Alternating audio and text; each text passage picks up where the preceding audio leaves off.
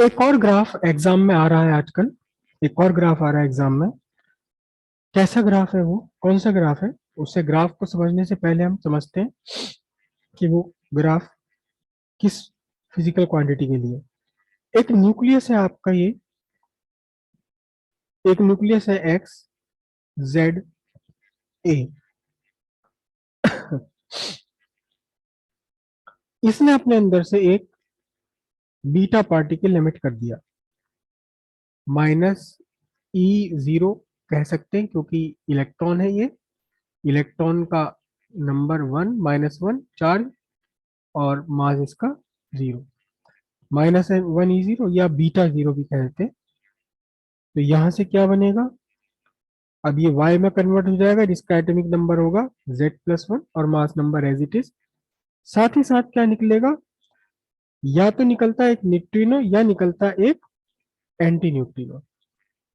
या तो निकलता है न्यूट्रिनो या फिर निकलता है एंटी न्यूट्रिनो। ये भी पार्टिकल ही है, लेकिन इसके निकलने का प्रोसेस बड़ा अलग है। क्या? ये जो इलेक्ट्रॉन है, बीटा पार्टिकल है,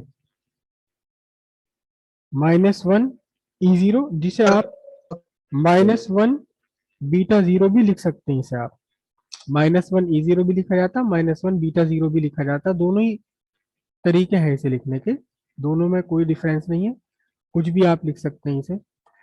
साथ में ये निकलता है, लेकिन जो एंटी न्यूट्रिनो या न्यूट्रिनो निकल रहा है, वो न्यूट्रिनो निकलता है इसके अपोजिट साइड में।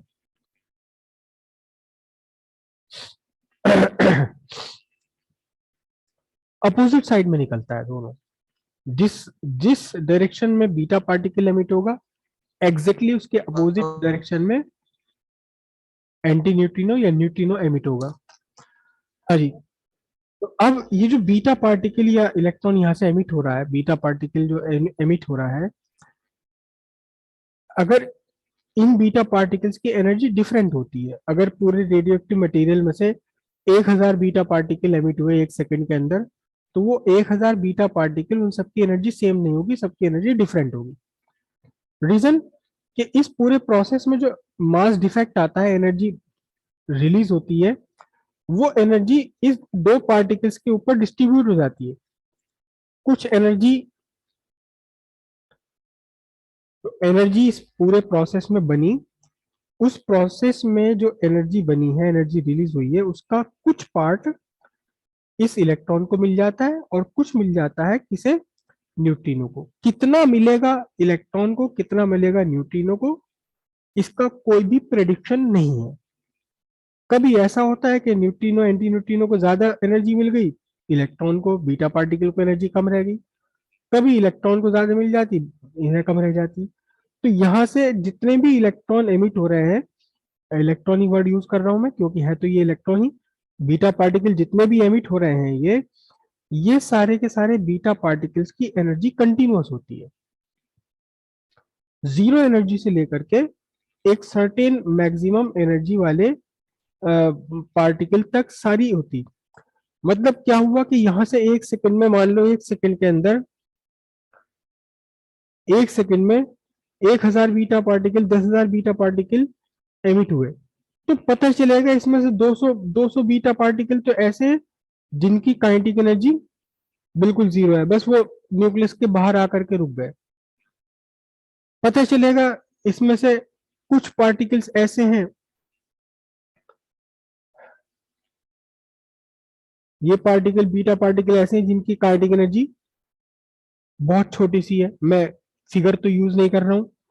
कुछ पार्टिकल्स ऐसे हैं, 3000 6000 पार्टिकल ऐसे हैं जिनकी काइनेटिक एनर्जी लार्ज है।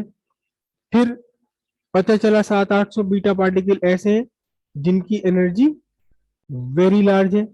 फिर पता चलेगा 201 पार्टिकल ऐसे हैं जिनकी एनर्जी वेरी वेरी लार्ज है। और पता चलेगा 10-20 पार्टिकल, 50 पार्टिकल ऐसे हैं जिनकी काइनेटिक एनर्जी एक्सट्रीमली लार्ज है। मतलब हम इनके बीच में जितने भी एनर्जी पॉसिबल है, सपोज ये एक्सट्रीमली लार्ज एनर्जी, में इसका सपोज एक एग्जांपल लिख रहा हूँ, सिर्फ कंसिडरेशन लिख रहा हूँ। सपोज ये 2.5 मिलियन इलेक्ट्रॉन वोल्ट है, तो आपको पता ये लगेगा कि बीटा पार्टिकल जो एमिट हो रहे हैं उनकी एनर्जी 0 से लेकर के 2.5 मिलियन इलेक्ट्रॉन वोल्ट के बीच में कुछ भी है, कुछ भी हो सकती है। ये मैंने फिगर बिल्कुल इमेजिनरी लिखी, इसका वास्तविकता से कोई रिश्ता नहीं है, लेकिन उसमें भी एक एक फिगर है क्या, कि जो स्मॉल काइनेटिक एनर्जी वाले पार्टिकल है वो काफी ज्यादा है, लेकिन लार्ज काइनेटिक एनर्जी वाले और भी ज्यादा, और फिर बहुत ज्यादा जिनकी काइनेटिक एनर्जी है वो पार्टिकल कम होते चले गए। अगर आप पूरा स्पेक्ट्रम बनाएं इसका, बीटा पार्टिकल्स को यहाँ से जो एमिट करे गए उनका स्पेक्ट्रम बना लें, तो उस स्पेक्ट्रम में आपको हर एक काइनेटिक एनर्जी के बीटा पार्टिकल मिल जाएंगे from zero to a certain maximum kinetic energy. लेकिन उसमें भी सबसे ज्यादा पार्टिकल मिलेंगे जिनकी काइनेटिक एनर्जी बहुत बहुत छोटी भी नहीं है और बहुत बड़ी भी नहीं है। तो अगर आप बीटा पार्टिकल और kinetic energy, number of beta particles and energy of beta particle के लिए ग्राफ बनाए, तो एक थोड़ा अजीब सा ग्राफ बनता है ये, लेकिन एग्जाम में कई बार पूछा जा चुका है इस ग्राफ को। वाई एक्सिस पर हम ले रहे हैं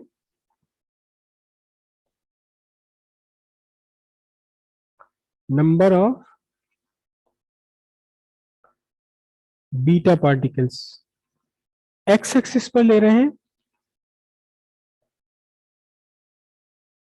एनर्जी ऑफ बीटा पार्टिकल्स।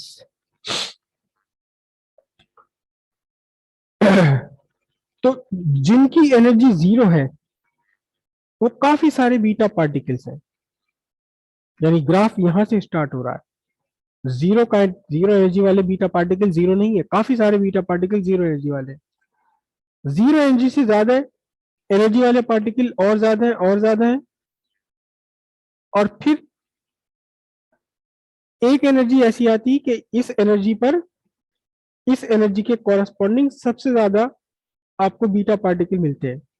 और फिर जैसे जैसे एनर्जी बढ़ती चली जाती है वैसे वैसे उस हाई एनर्जी वाले बीटा पार्टिकल्स का नंबर तेजी के साथ घटता चला जाता है, और एक सर्टेन एनर्जी होती है जिसे हम बोलते हैं एंड पॉइंट एनर्जी। इस एंड पॉइंट एनर्जी से ज्यादा एनर्जी वाला कोई भी पार्टिकल नहीं होता। तो आपको जीरो एनर्जी से लेकर के एक सर्टेन मैक्सिमम एनर्जी वाले सारे बीटा पार्टिकल्स आपको मिलेंगे। कंटिन्यूअस ग्राफ है ये, यहाँ यहाँ यहाँ यहाँ सारे कंटिन्यूअस ग्राफ है। हर जीरो से लेकर मैक्सिमम एनर्जी तक आपको हर एनर्जी का एक ना कोई पार्टिकल यहाँ जरूर मिल जाएगा। कंटिन्यूअस ग्राफ है ये, लेकिन इसमें भी जो स्मॉल एनर्जी वाले, जो बहुत छोटी एनर्जी जिसकी वो भी कम है, लेकिन थोड़ी ज्यादा एनर्जी वाले बीटा पार्टिकल ज्यादा है, और जैसे जैसे एनर्जी बीटा पार्टिकल की बढ़ती है वैसे वैसे number of beta particle having large large large large kinetic energy decreases. ज्यादा ज्यादा ज्यादा काइनेटिक एनर्जी वाले, देखो ये काइनेटिक एनर्जी एनर्जी पार्टिकल पर हम आगे बढ़ रहे हैं, एनर्जी ऑफ बीटा पार्टिकल पर आगे बढ़ रहे हैं, तो फिर number of beta particles decrease हो रहे हैं। तो ज्यादा एनर्जी वाले पार्टिकल कम है, और ज्यादा एनर्जी वाले पार्टिकल और कम है, और ज्यादा एनर्जी वाले पार्टिकल और कम है, और एक सर्टेन अमाउंट ऑफ एनर्जी जिसे हम बोलते हैं एंड पॉइंट एनर्जी। इस एंड पॉइंट एनर्जी से ज्यादा एनर्जी वाले कोई भी पार्टिकल नहीं होते। इस ग्राफ का कंटिन्यूअस होना क्यों है, एग्जाम में ये पूछा जा चुका है कि ये ग्राफ कंटिन्यूअस क्यों है। कंटिन्यूअस का मतलब जीरो एनर्जी से लेकर के एक सर्टेन मैक्सिमम एनर्जी तक हर एनर्जी लेवल का पार्टिकल आपको मिल जाएगा। अगर यहाँ 1.1632 लिखा हुआ तो इस पर भी कोई पार्टिकल होगा, यहाँ 2.26 लिखा तो उस पर कोई पार्टिकल होगा। वो क्यों है ये हम कहेंगे, हम इस क्वेश्चन का क्वेश्चन में जो फ्रेज यूज किया था, वर्ड यूज किया था क्वेश्चन में आया था एनर्जी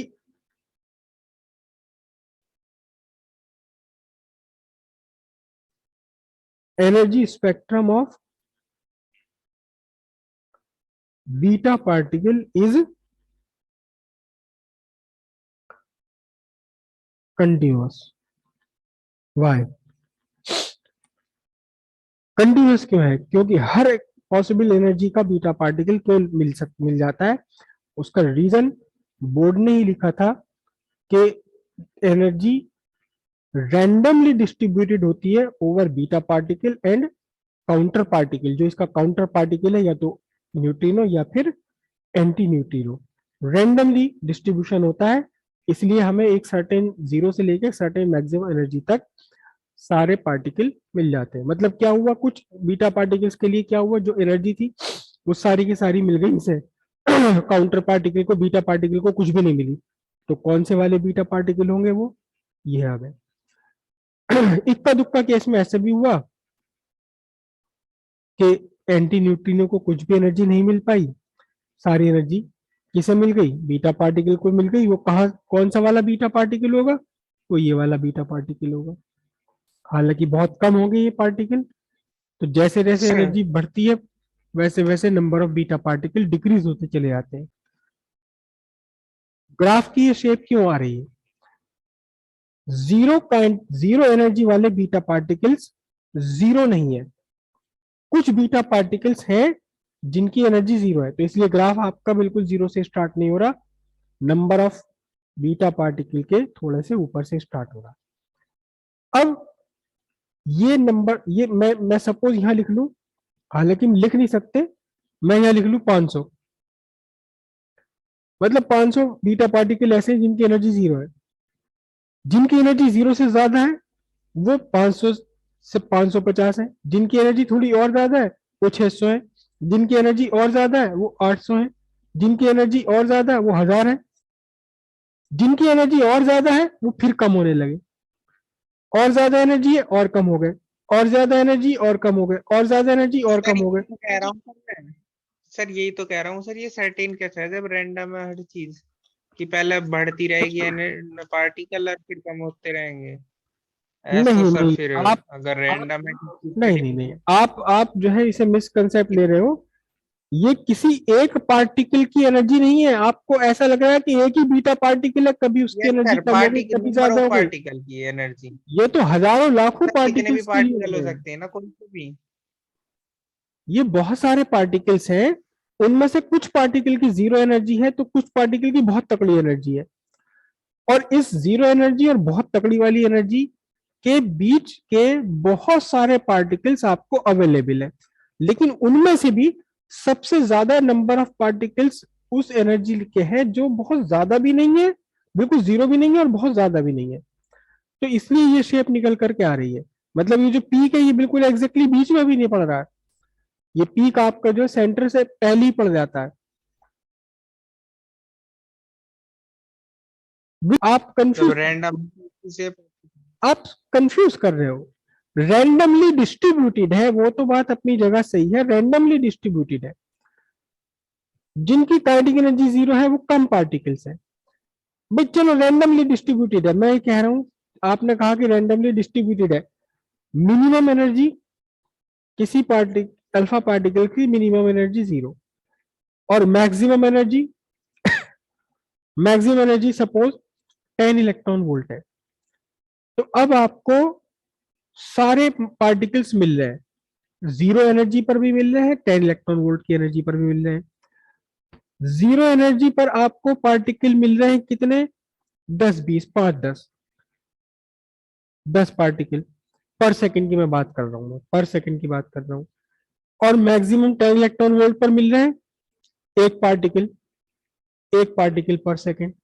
लेकिन जीरो से जरा सा ऊपर मैं 4 5 फिगर ले रहा हूं इसमें, 2 इलेक्ट्रॉन वोल्ट भी होगी, 3 इलेक्ट्रॉन वोल्ट भी होगी, और 6 इलेक्ट्रॉन वोल्ट भी होगी, 9 इलेक्ट्रॉन वोल्ट वाले भी पार्टिकल्स होंगे। पता चला कि ये अगर जीरो वाले 10 पार्टिकल पर सेकंड मिल रहे हैं तो two two electron volt energy वाले 20 पार्टिकल पर सेकंड मिल रहे हैं, 3 इलेक्ट्रॉन वोल्ट एनर्जी वाले 50 पार्टिकल पर सेकंड मिल रहे हैं, 6 वाले फिर और कम हो गए, 6 वाले 6 इलेक्ट्रॉन वोल्ट वाले पार्टिकल फिर 20 पार्टिकल पर सेकंड, 9 वाले कुल 5 पार्टिकल पर सेकंड मिल रहे हैं। तो जब आप इसे ग्राफ पर बनाओगे तो जीरो से कहां से, 10 पार्टिकल पर सेकंड, फिर 2 इलेक्ट्रॉन वोल्ट वाले थोड़ा और ऊपर जाएगा ग्राफ, फिर 3 इलेक्ट्रॉन वाले वाले और ऊपर जाएगा ग्राफ। लेकिन जब 6 इलेक्ट्रॉन वाले होगी तो ये तो कम हो गए, तो इसमें ग्राफ फिर नीचे आ जाएगा। आपको शायद कंफ्यूजन हो रहा है कि ये एक ही पार्टिकल की एनर्जी कभी जीरो भी है कभी मैक्सिमम भी, ना ना ना, ये तो लाखों करोड़ों बीटा नहीं पार्टिकल्स सर, की एक एनर्जी पार्टिकल नहीं सर। है। सर बोर्ड ने कही है सर, ये रैंडम है, रैंडमली रैंडम है सर। डिस्ट्रीब्यूट हो रहा है ना, देखो। किसी भी पार्टिकल की कितनी भी एनर्जी, जिस कुछ पार्टिकल किसी जिस भी पार्टिकल की कितनी एनर्जी हो सकती है। किसी तो भी सर ये एक पार्टिकल, ट्रेंड फॉलो ही हो रहा है, जब किसी भी पार्टिकल की बेटा समझो, तुम ध्यान से ट्रेंड समझो, फॉलो ही हो रहा है। कहीं कुछ मिसकंसेप्ट आपने अपने माइंड में बना लिया है। रैंडमली ही तो डिस्ट्रीब्यूटेड है ये, 0 से 10 इलेक्ट्रॉन वोल्ट तक रैंडमली डिस्ट्रीब्यूटेड है। लेकिन उस रैंडम डिस्ट्रीब्यूशन में भी कुछ एनर्जी वाले पार्टिकल्स ज्यादा हैं, 3 इलेक्ट्रॉन वोल्ट वाले ज्यादा है, इससे कम एनर्जी वाले भी कम है, इससे ज्यादा एनर्जी वाले भी कम है। हालांकि रैंडमली डिस्ट्रीब्यूटेड है, लेकिन उसमें भी कुछ पर्टिकुलर एनर्जी वाले पार्टिकल तो काफी ज्यादा है, मैक्सिमम वाले एनर्जी वाले पार्टिकल कम है। आप ये कहना चाहते हो कि जब रैंडमली डिस्ट्रीब्यूटेड है फिर तो इसका ग्राफ का कोई शेप बनेगा ही नहीं, कभी यहाँ ये आएगी एनर्जी, कभी ये आएगी एनर्जी, कभी आ तो रही है, वो तो सब आ तो रही है, वो सब आ तो रही है, तभी तो ये ग्राफ बना है। ये बहुत सारे पार्टिकल्स का है, बहुत सारे पार्टिकल्स का है, लेकिन सबसे ज्यादा पार्टिकल्स कौन सी एनर्जी के होते हैं, जो ना बहुत कम है और ना बहुत ज्यादा है। और बहुत ज्यादा एनर्जी वाले पार्टिकल्स, बहुत ज्यादा एनर्जी वाले पार्टिकल्स कम होते चले जाते हैं, इसीलिए ये ग्राफ निकल कर आया। एनर्जी का डिस्ट्रीब्यूशन रैंडम है, लेकिन ऐसा नहीं है कि बहुत सारे, एक जरूरत से ज्यादा पार्टिकल जीरो एनर्जी के हो या बहुत सारे पार्टिकल मैक्सिमम एनर्जी के हो।